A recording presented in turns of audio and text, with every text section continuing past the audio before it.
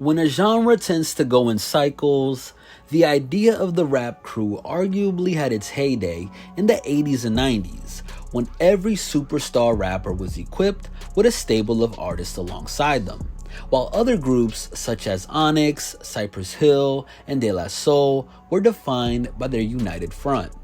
Now, a recent upswing in posse projects would suggest that there's a bright future ahead for this storied tradition. While Brockhampton identify as a boy band, modern groups such as Coke rap extraordinaires Griselda, Black Soprano Family, Beast Coast, Pivot Gang, and Atlanta's Spillage Village are flying the flag for the classic brand of all for one, one for all artistry. However, things get blurry when it comes to the issue of how sustainable these groups are in the long run. In an industry that fosters greed, jealousy, conflicting egos, and self-preservation at all costs, and as fueled by a desire to keep your spot, harmony within a group setting tends to have a shelf life of, say, a few years. Particularly when everyone wants to be viewed as an equal, but either their fellow group members or record companies seem to have other plans. For evidence of how a seemingly healthy crew can begin to slip towards a breaking point, look no further than the wounds that have developed within ASAP Mob. While the rest of the crew members had assumed that their allegiance were as strong as ever, all it took was one crack to form, and suddenly all their dirty laundry is being publicly aired. Taking to Instagram, founding member ASAP Ills, who formed the crew with Yams and Bari, suggested that one of its leading exports has been expelled from its ranks. Ferg ain't ASAP no more. Sorry guys, he wrote in his story. He's burnt out. Song's dumb trash. Mr. Anthem can't get right. Although Bari quickly rushed to support Ill's claims, ASAP Ferg tried to fan the flames during a visit to Hot 97. It was something super petty, but to make a long story short, I address it in a song called Big ASAP that I'm adding on to the project in a week. You're gonna get all the answers you want out of that song. They gave me promo I couldn't pay for. That A is still on my name. That A is still tatted on me. I am the ASAP Mob. Who's been waving his flag, for the past couple years? Described by Bari as a real family during their earlier years, the chaos that now engulfs ASAP Mob confirms that no matter how indivisible a crew may seem, groups tend to represent a moment in time rather than becoming a long-term proposition. That said, how the ties are severed can vary on a case-to-case basis. With that in mind, we've scoured the history of hip-hop's fallen crews to identify what led to the destruction of what once was seen as for life. Sure enough, in many cases, the downfall of these crews bear resemblance to one another and provide lessons that any aspiring collective should take note of. For starters, we have the most obvious and unmendable source of conflict. That, of course, being personal creative differences and internal beef that suffocates the group's chemistry. Born of betrayals, resentment, and simple personality types that don't gel, this can be an inescapable hurdle for groups to get over. For a contemporary example of this, we have the two opposing forces that tore the Rich Gang apart in Young Thug and Rich Homie Quan. In response to all of the speculation over whether there was going to be any type of further releases made, Thugger's video director and longtime associate BLB informed fans that, just like the fractured relationships of countless groups before them, some things can't be put to the side for the good of the music. Deeper than rap, kid, he said of their issues during a Reddit AMA. Trust me, if you knew the truth, you wouldn't even want them to work together. Just leave it at that.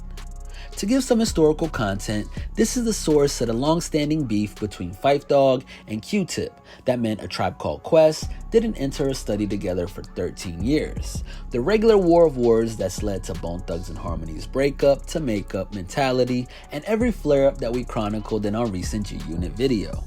Away from more petty squabbles, which a personal grievance can destroy a group beyond all recognition, can be seen in how Lauryn Hill and Wyclef Jean's affair had ripped the Fugees in half.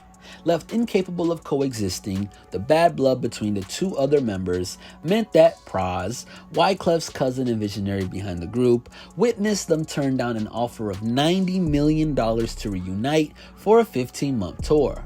Speaking to Hot 97 on the matter, Pras said that it was the most dysfunctional energy because one minute you in love, man, it feel good. The next minute, yo, you ready to just black out. You know what I'm saying to you?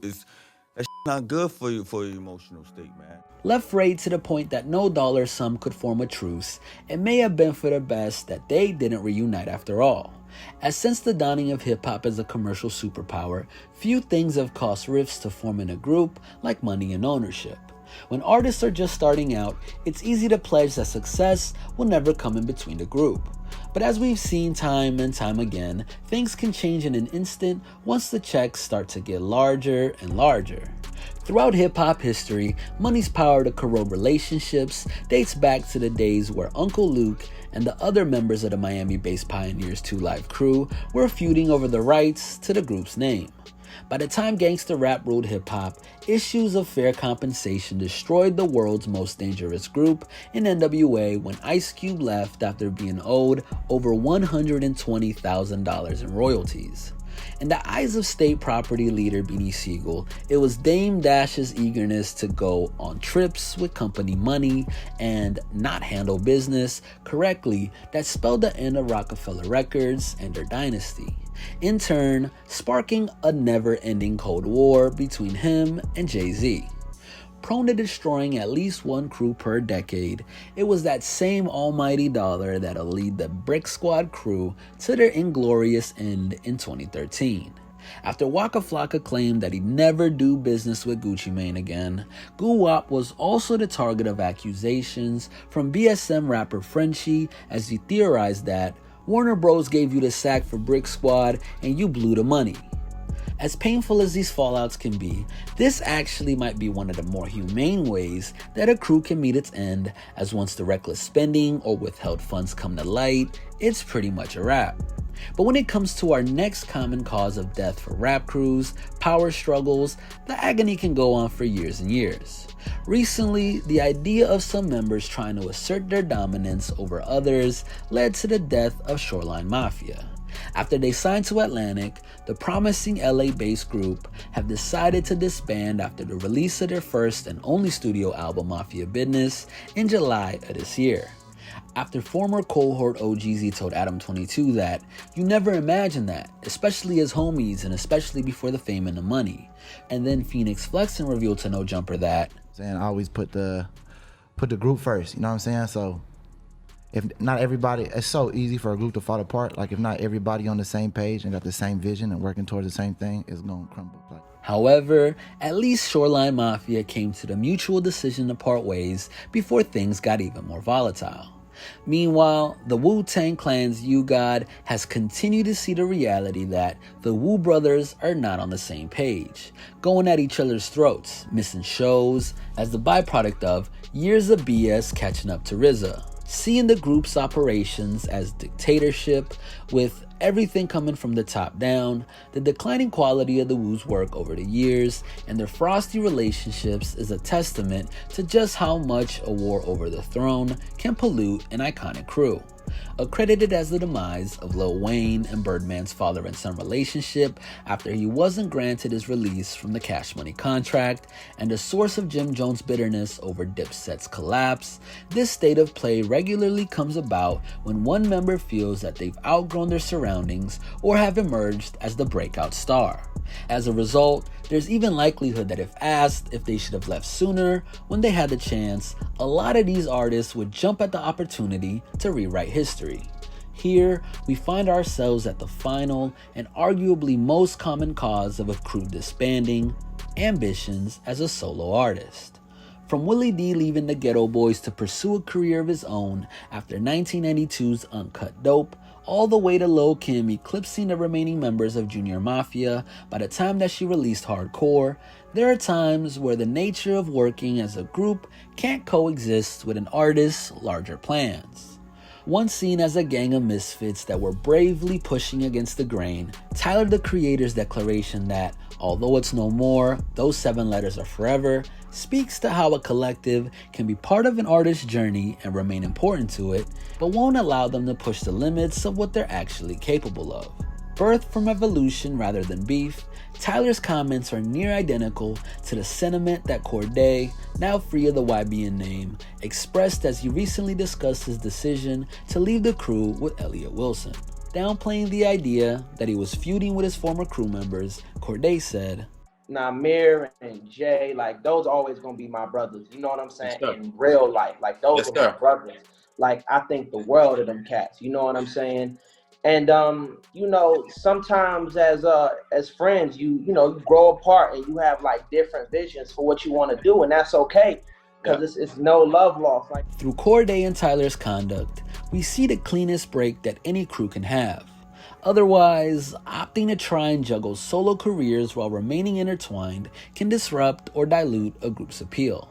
Left to contend with accusations that they've fallen off after they debuted their new track Birkin, it seems as though Offset, Quavo, and Takeoff's hearts may not be in it anymore. Meaning that if any of those solo careers took off as intended with their debut solo albums, there's a good chance that the track wouldn't even exist. However, don't write them off just yet, as only time will tell if they can bounce back and recapture their culture glory days as they round out the trilogy. In summary, it takes an unbreakable and special bond to navigate the minefield of the music industry. So, when a rap crew can survive to the point where they have an acclaimed discography to their name, it should be a cause of celebration. As for the current crop of crews, we can only hope that they take these cautionary tales in stride, as those who don't study history are always condemned to repeat it. This has been a Hip Hop Madness original. Make sure to stay tuned and stay up to date on everything we got going on by hitting that subscribe button and notification bell. Oh, and don't forget to follow us on Instagram at HipHopMadness and join the movement.